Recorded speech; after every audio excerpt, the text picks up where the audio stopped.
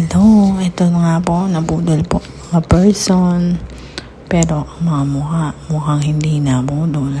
Kami po ay pupunta ngayon ng Taichung at naharang po kami ni Kuya Arnel. Pero ayan na po.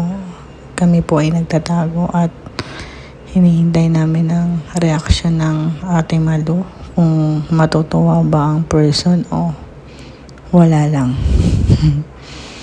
Ayan, wait lang po natin. Wait lang.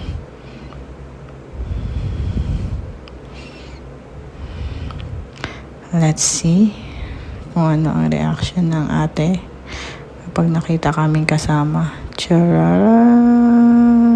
Ayan. Slightly lang naman ang nagulat. Pero si Rabi mukha namang happy. At ayan, sasakay na siya ng sasakyan. At punta na kami ng Taichung. Ayan na nga, change outfit. Yung bilis ng transition. Nagpalit kami ng damit. Mga kala mo, mga maglalaro. Taga-sigaw lang naman. We're on our way na po, papuntang Taichung. At ayan na nga, nakarating na kami ng Taichung.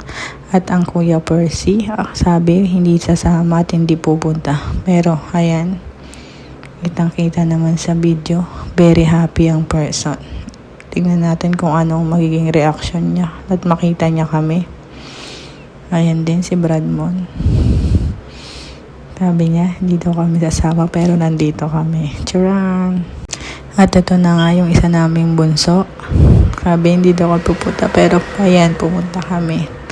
Ayan, nakikita niyo ba yung tirik ng araw? Grabe, diba? Sobrang grabe ang tirik ng araw. Nagmamantika na kami. Tingnan natin kung sino ba masasalubong natin. At ito na nga, yung isa nating bebe, si Bebe Che. Sabi ko sa naman kanina sa kanya, hindi kami pupunta pero ano kaya maging reaction niya nang makita niya kami. Ayan. Nakikita niya sobrang init. At ito na nga, yung isa naming kapatid. Si my friend. My friend, lingon ka naman dito. Nandito kami. Ako naman ang picturean mo, Chares. Ayan na, nakita niya na kami for the takbuang person. My friend, picturean mo ako.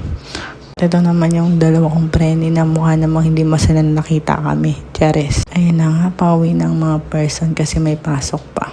Ayan ang sitsura namin ngayon sa train. Bye, sa susunod ulit. Bye.